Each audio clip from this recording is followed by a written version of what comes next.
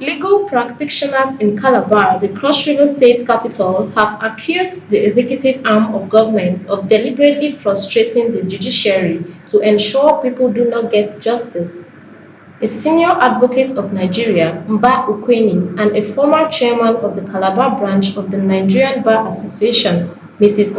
Amah, stated this while speaking as a guest on a socio-political issue-based radio program, The Dialogue with Akbar Jalingo, on Hit 95.9 FM.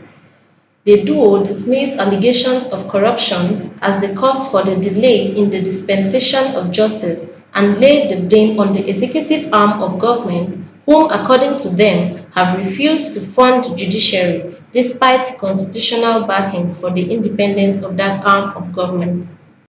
Enough, they won't wait for the executive to build courtrooms, but could even create makeshift arrangements to ensure that there is speedy dispensation of justice. Where would they get the money to do that? Because the funding is a major issue now. The funding comes from the executive, and that is what we've been fighting. That the Constitution has already made provisions for independent funding of the judiciary to get their money directly from the federation account. But the executive is not doing that. In our state, it is not so.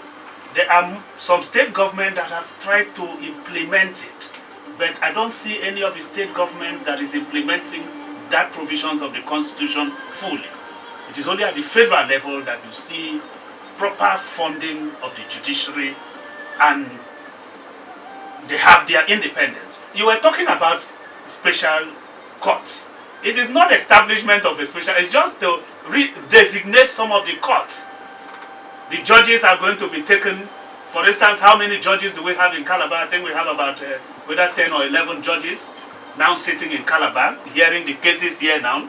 So you go and take 3 or 4 judges who already have cases pending in their own courts, designate them as special judges to hear corruption cases. So the period where they are hearing those corruption cases, the regular cases in their court will suffer. It is the same thing we used to experience when some judges are taken to go on election matters. The cases they have in their court suffer. We have had special courts before. We have had fair banks tribunal. It is the same judges that no other judges are appointed specially to head those courts. They pick from the judges already existing. So the government needs to appoint more judges to reduce the workload in the existing judges. With that, they will be able to function optimally. And then put the court system in a proper functional state. The judges are not working in a convenient environment. The courts are like dungeons. There are some courts you enter, even if you take a goat to stay there, the goat will not stay there. So this is the type of situation that our judges are working. But you find one PA, even if it's a PA sweeping the streets, he is in an air-conditioned office, but the judge does not function in an air-conditioned office. Okay, but then I'll go to you, Ms. Amah, and we are wrapping up the program. Time is not our friend. Looking forward, what exactly can be done, do you think can be done to really get our legal system functional and in such a way that will really win the hearts of the common man? There is corruption everywhere, but the executive is being properly maintained. The legislature is being properly maintained. Why do they not withdraw money from the executive and the judicial and the legislature? Because there is corruption there. All right, Ms. Amah, your cue. Yes, thank you very much. This issue, we will continue to say it, that it is the executive itself and that is not helping matters.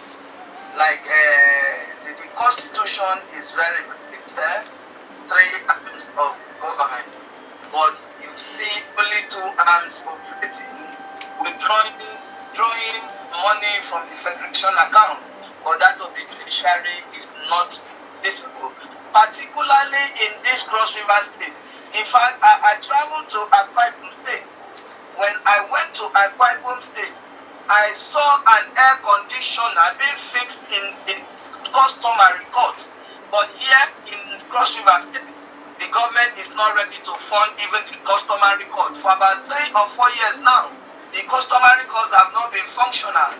So people who have taken taking their matters there cannot do so because the government have refused to fund the judiciary. Do they say also that corruption is only in the judiciary when we are hearing billions of money being taken out by the executive? That is not corruption. So I want to believe that government itself do not want a situation where justice for people to have justice in this nation. Okay. All yes, right. that is, I look at it. All right. If not, we can fund the judiciary properly so that the judiciary is not only for the common man. I don't know who they classify as the common man. It is both for the uncommon and common. All right, thank you very much, Mrs. Amah. Time is not our friend on the program. He says the judiciary is for the common and uncommon. It's for all. It's for all. It's for all. And that's how we wrap things on the program. Also, the duo describes the courtrooms in the state as dungeons that are not even fit for goats and maintain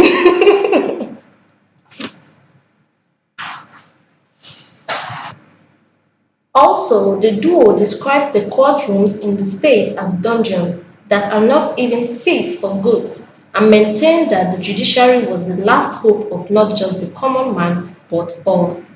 Violet Isaac for Cross River Watch TV.